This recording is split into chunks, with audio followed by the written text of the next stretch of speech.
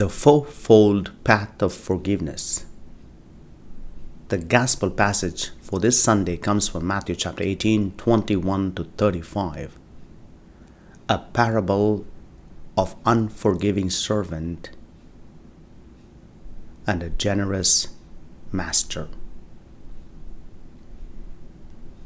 In 2014, there was a book by Archbishop Desmond Tutu and his daughter, Reverend Mofa Tutu. The name of the book is The Book of Forgiving, the Fourfold Path of Healing Ourselves and Our World. It uses the Ubuntu philosophy, which emphasizes the interconnectedness of all humanity. What is the process of forgiveness? Forgiveness doesn't change the past. It doesn't change the traumatic experience. But forgiveness changes the future and gives a new meaning to life. The fourfold path of forgiveness provides a structured and holistic approach to both personal and collective forgiveness. First, forgiveness begins with oneself, and forgiveness to your brothers and sisters and the community. Tell the story. In the process of forgiveness, the first step is to acknowledge and share the pain and the suffering caused by the offense. This involves recognizing the hurt, speaking about it, and bringing it into the open. It's not forget and forgive. It's good to tell the story, narrate what happened. It's not going back and digging the past. It's good to get that deep down hurt feelings, offenses to come out. Second, name the hurt. In this path, individuals are encouraged to identify the specific emotion and consequences of the offense. It's about understanding the depth of the pain and the impacts on one's life. When you name the hurt, could be disaster, could be a rape, could be a broken relationship, could be cheating, could be harmful. When you name the hurt, it brings along the emotions. It brings the deep pain that impacts one's life. The third path of forgiveness is grant forgiveness or granting forgiveness. Forgiveness is not about excusing or justifying the wrong. It's a deliberate choice to release the hold that anger and resentment have on one's life. Forgiving does not necessarily mean reconciling or forgetting, but it's a decision to let go of the desire of revenge or retribution.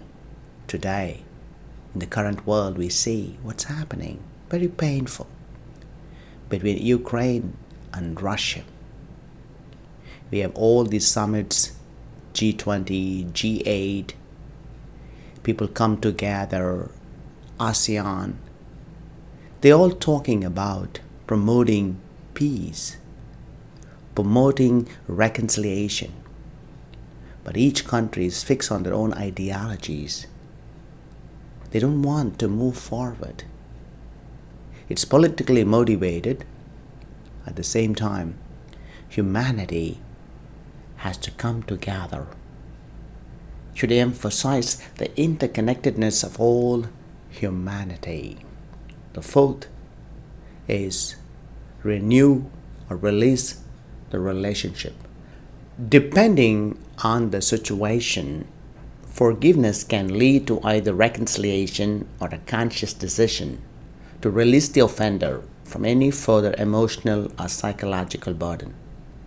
In some cases, it might be necessary to establish boundaries to protect oneself. It's time to release the relationship.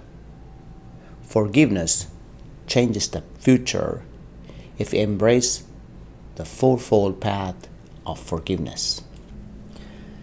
In the Gospel, Peter questions Jesus how often.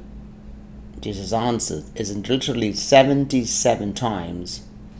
7 denotes completeness or fullness. For Peter, it meant there is a limit to the best he can do.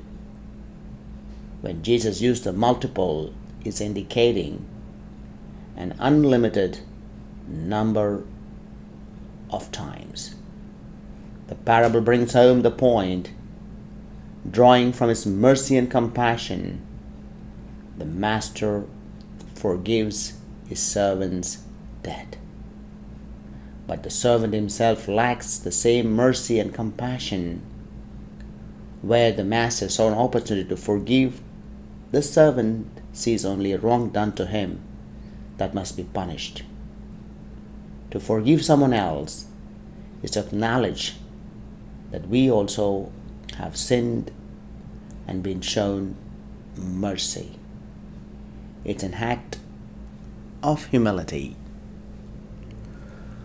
Ubuntu philosophy invokes the South African philosophy which emphasizes the interconnectedness of all humanity.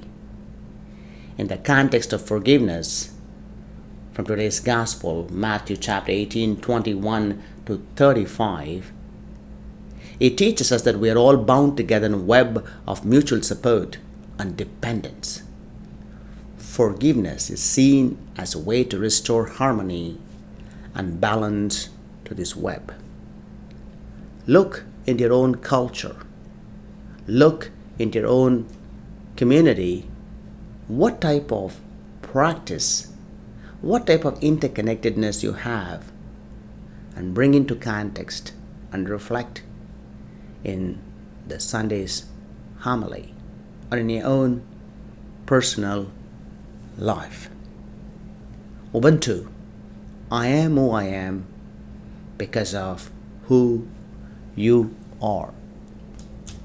Forgiveness offers personal well-being and potential for healing. In the process of forgiveness, one is offered a compassionate and a guide to forgiveness, emphasizing its importance in one's personal well-being and potential healing for families, communities, and societies. It encourages its readers, the believers, to embrace forgiveness as a path to healing and reconciliation, even in the face of deep pain and suffering. In the words of Martin Luther King, I have decided to stick with love. Hate is too great a burden to bear. Forgiveness changes the future.